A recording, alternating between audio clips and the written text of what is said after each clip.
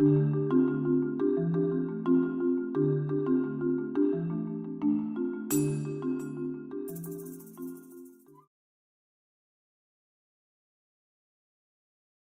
you have a scarcity or a poverty frame of mind, then it saps out your life force energy because it doesn't give it.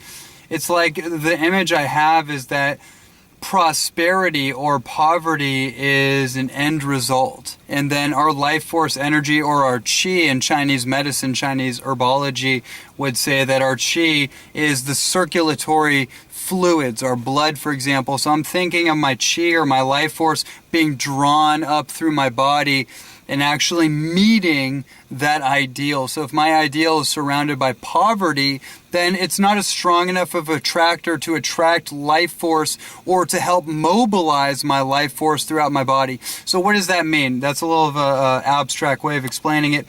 Basically, poverty consciousness breaks down our will to live. Right? It may help us, it may sustain a will to survive, but it's certainly not going to allow us to thrive. So from a frequency perspective, I like to frame it this way.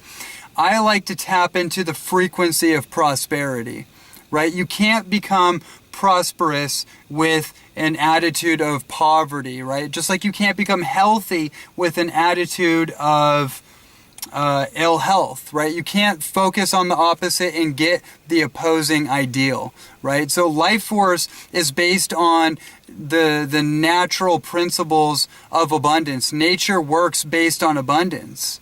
And so if we're not tapped in, or we're not aligned, or we're not congruent with abundant behavior or abundant ways of thinking, then we're going to get the opposite in our life. And if you track or you trace every form of neurodegenerative disease, physiological disease, heart disease, they're all rooted in some manifestation of poverty consciousness. I guarantee if you go to all those people that have cancer, that have these major debilitative conditions, and you look at the root cause and you look at 30 years before the diagnosis of those diseases, I guarantee anything that it was rooted in some form of poverty consciousness that created the behaviors like going to the dollar menu, purchasing plastic bottled water, even unconscious behavior that causes us to think in lack. We don't want to make the financial investment to eat organic, to do the things necessary to sustain this vehicle of consciousness